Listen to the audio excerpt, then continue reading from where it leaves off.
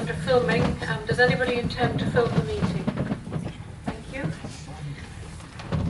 Any member of the public who objects to the possibility of being filmed may wish to take this opportunity to leave the meeting. And I would advise that if filming takes place, anyone in attendance in the public areas may have their image captured. I urge anyone filming proceedings to avoid filming members of the public, particularly if there are children present. Okay? Right, the following members have asked to speak under Rule 24.1. Agenda item 6, Councillor David Saunders. Agenda item 7, Councillor Wells, Councillor David Saunders, Councillor Bruce and Councillor Bayford. The transfer of the Fort Road Hotel from General Fund to Housing Revenue Account. We have a number of speakers for this one, but Councillor Nicholson, if you'd like to bring it forward for...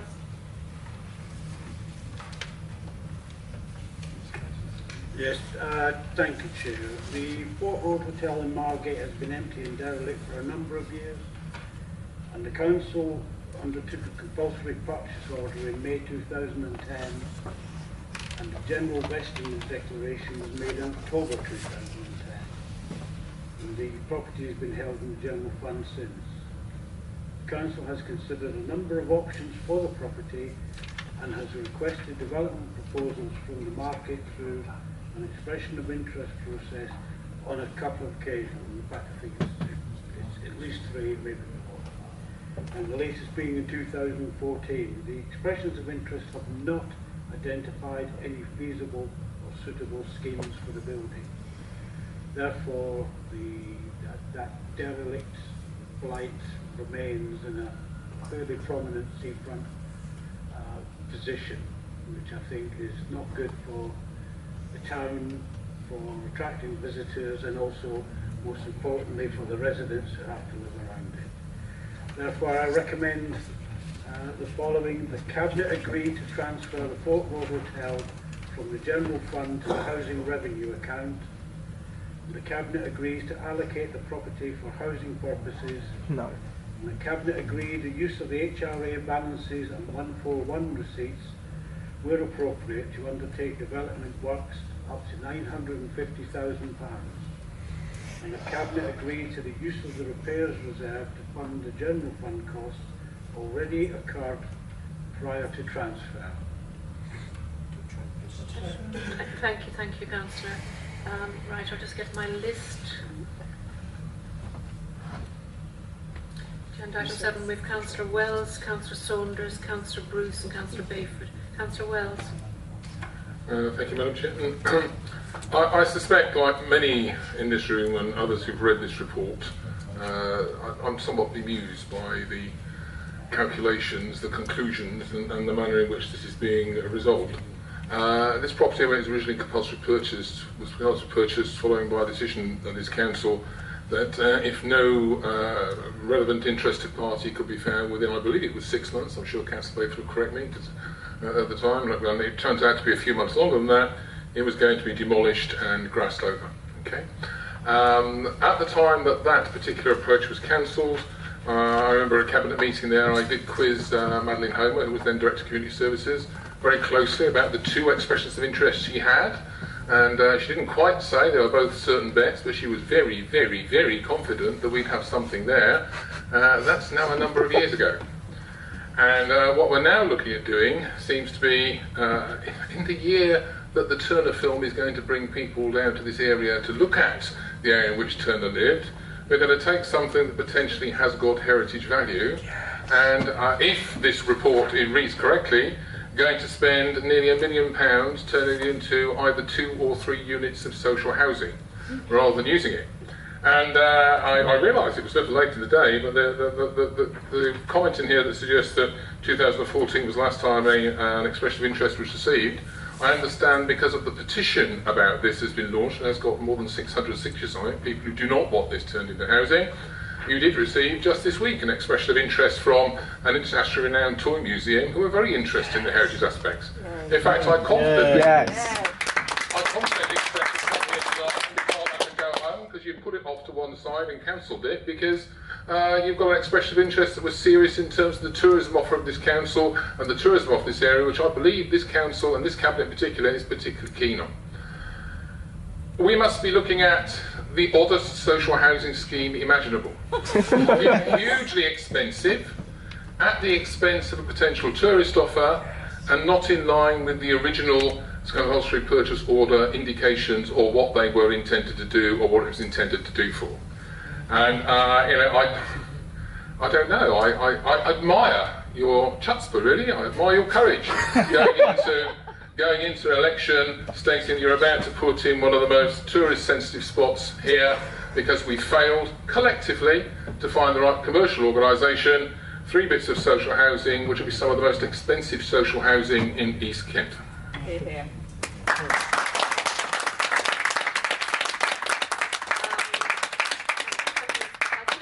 With some authority on this, seeing as this is in my ward with Councillor Watkins, and of course it was a Conservative administration that did compulsory purchase this site. You purchased the building, but you didn't purchase enough land around it to make it of any use to anybody who would like to use it as a hotel, and almost from day one that was the sticking point. I was on site on numerous occasions with residents and with officers from this council where we discussed the possibility of demolishing it and grassing it over while we considered what could be done. Then there was quite a campaign to save the building because perhaps Turner had a connection there and the building was of some interest. It was vandalised, we had squatters, we had fires, we had a guy who fell through several floors and nearly killed himself, only he was so drunk he survived, is the story we were told. It's a nightmare for us in our ward, so we constantly had to see what could be done with it. A number of people expressed an interest. Bed Babylon in particular from London came down. Guy Holloway produced some drawings that we all went down to the media centre to look at. Obviously, Councillor Wells, although you were shadowing me at some of the time, I never saw you at any of those meetings or showed the slightest bit of interest in this building till now, right before an election. You have turned up to discuss it. The fact of the matter was, you bought a building without the land around it to make it of any use to anybody for a hotel. We spent at least 3 years with people asking and being interested. We are now at a stage where we have got to find the funding to do something. I have been talking to people in my ward, both who overlook it and around it. There are some people interested in it for cultural use, but the majority of residents in my ward see a real need for social housing, and maybe especially for older people who would love to be in decent accommodation. And why shouldn't people in social housing live overlooking the sea and enjoy it? Any one of us who owns our own homes know how lucky we are. But there are people who can't even afford to pay their council tax, who are in difficulty, that I know desperately need to be living in nice accommodation. So I'm fully supporting those people getting a nice flat in that block. We have tried and tried. It's been going on since 2010 for this council, but for all the years before that, it was an absolute blight to this community. And people are contacting me to say, yes, we should do it. The toy company that you're talking about contacted me. I opened their email today, and I have emailed straight back to them. I will help them to find accommodation somewhere. But tonight is the night we have to make a decision on this. I've asked them to meet with me to go down to the Margate Museum and see what can be done with the Mayor's Parlour. But then you wouldn't know that, Councillor Wells, because you don't often come over here. Now, thank you very much for your interest in this. We have other speakers. Next speaker is Stop David making it Saunders, personal. Thank you. Don't make it personal. Try actually getting on with it. Excuse me, Mr. Saunders, Councillor Saunders. Thank you. Well, like others, I'm very disappointed that we're taking this route.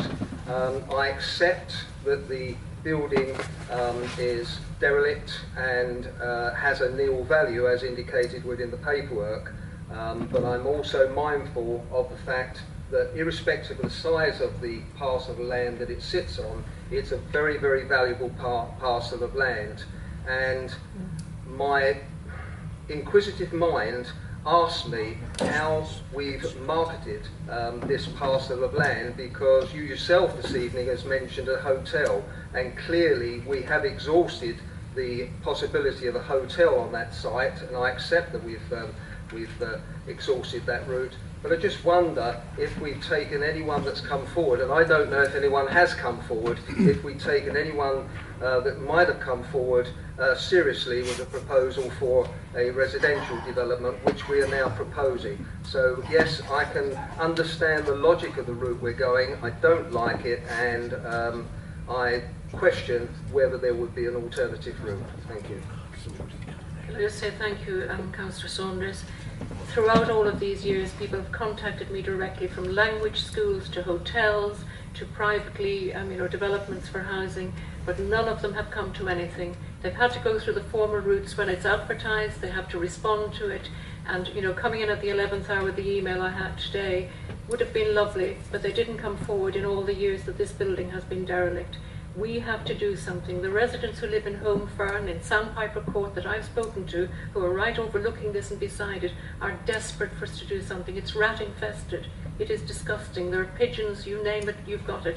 Rubbish dumped. I have photos again that I took the other day, rubbish dumped all around it. We have got to tackle this now. So I think you're nodding, you do understand. We cannot leave this any longer. It's an absolute blight and dreadful thing for Turner to have to deal with across the road. Councillor Bruce. Chair. Yes, I think when I finish speaking, I'd also like to echo Councillor Saunders' request about whether this has been marketed or had any interest from the residential quarter. And I think that's a question we need to have answered by the officers if they're here tonight. Because as you've already said, this has only realistically been marketed as a hotel. Councillor Nicholson has mentioned the word prominent. It's a very prominent site, and whilst yes, we need social housing in Thanet, there is a recognised need for that. This is not the place. Yes. The council has a duty of care.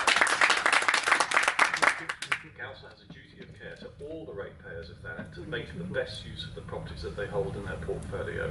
This route is not one of those. This could be easily turned into apartments. My personal view, which I expressed when this all started, was that if we couldn't find a buyer within the period specified for the 6 months, that we should spend out £20,000 and flatten the building. It's of no heritage value. You know yourself that the officers have concurred there is no value in that building whatsoever. So for a small sum, you could open that site up and expose the nice, more heritable, valuable properties behind it for better use and get rid of this blight once and for all. I think if you go down this route of housing, you will end up with a white elephant on your hands. Thank you. As I said earlier on, that was the idea, to demolish the building, but there was quite a campaign, and there still is a campaign to actually save the building that's there as it stands.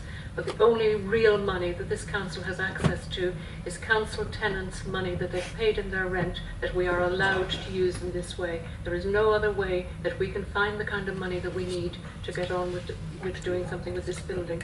When it was purchased, people should have been aware of the difficulties. They should have bought enough of the site to make it viable for whatever was there. But I've had a lot of approaches, as I said earlier on, even language schools, and the whole issue was what could be done with it. The cost of demolition, you've got to get permission, of course, is another issue.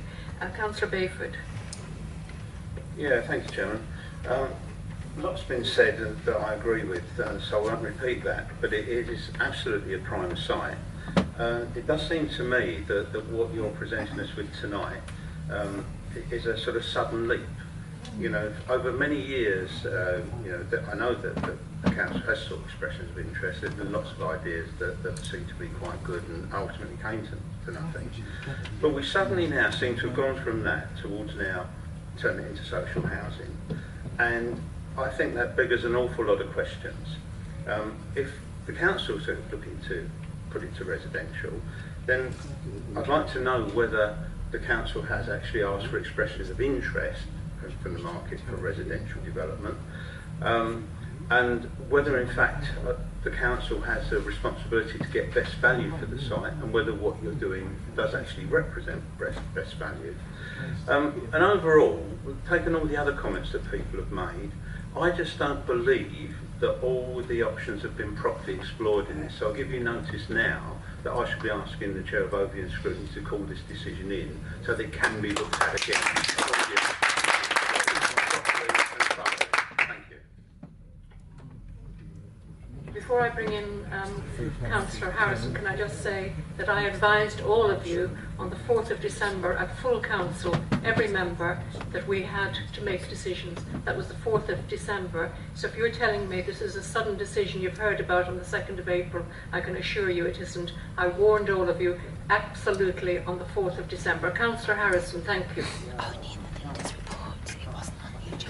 I'm not surprised that Councillor Wells used his opening remark when it's been used because he always seems to be bemused and always has been, as far as I'm concerned. Perhaps we should remind him who purchased this building, the CPO. It was his forerunner in the Conservative Cabinet, Councillor Zita Wiltshire. Then, of course, you took over the housing portfolio from Councillor Wiltshire and would have been responsible for this building. Nothing happened under your watch either, so it's a bit rich for you to sit there and start lecturing us about what should and shouldn't be happening. Because if it was so good, if it was so easy, you should have dealt with it there and then. You failed, and yet again, a Labour cabinet is being left to pick up the pieces of what a Tory administration failed to do. Failed to do. You had long enough to do it. Talking about social housing, I'm appalled to hear elected members of this council saying, oh, we don't want social tenants on the seafront. Why on earth shouldn't social housing be on the seafront? People who live in social housing are no any less worthy than people who happen to be privileged enough to live in their own houses. There is absolutely no reason whatsoever why the site should be used for social housing. And quite frankly, this superior attitude some people have, oh, we live on the seafront, therefore we're superior to everybody else, quite frankly appalls me. You're talking about a heritage building. Well, what a fine example, as somebody said, of a heritage building. It's a vermin-infested building on the seafront.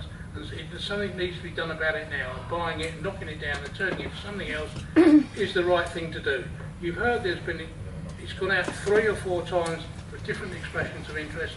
No viable expressions of interest have come forward. That's not true. That is the key, viable expressions of interest. I could come to this council with a dozen ideas. Have I got the money to back them up? No, I haven't. And all too often that is the case. People come to this council and say, oh yes, we've got a good idea for this.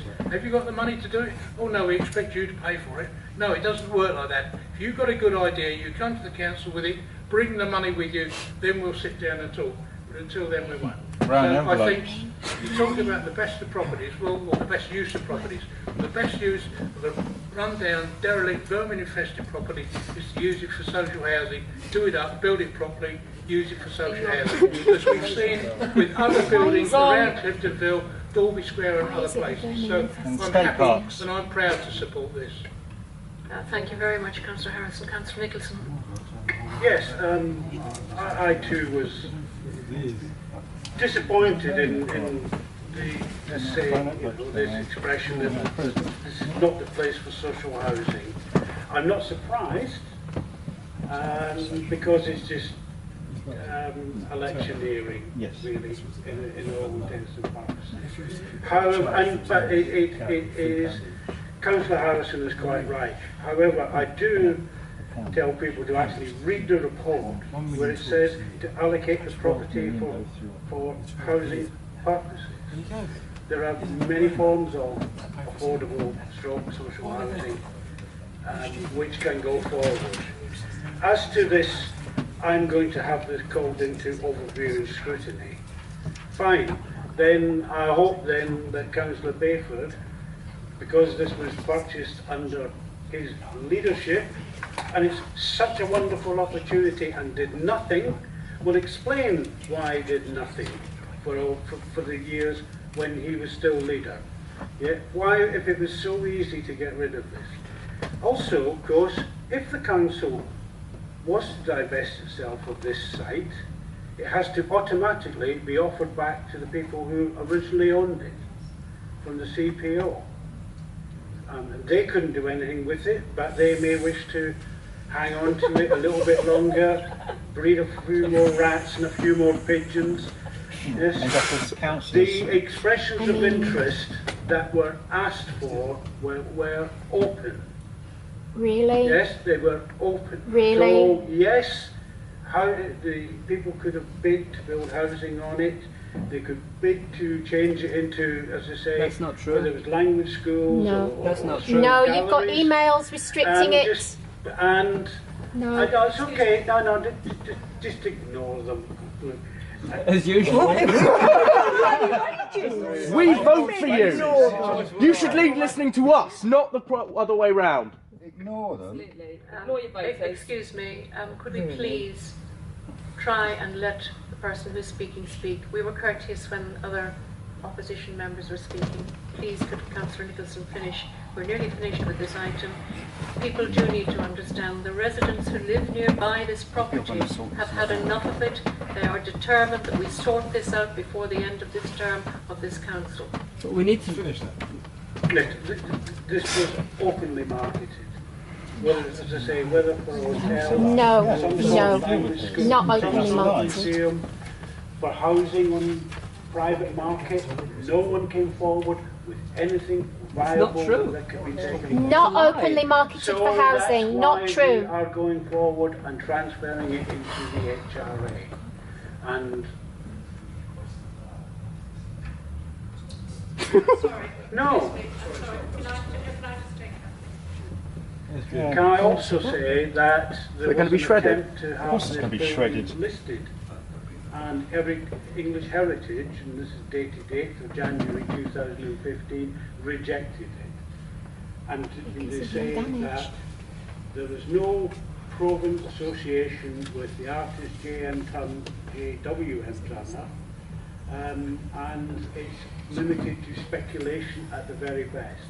I also know that the Turner Centre did have a look to see whether there was something that was done.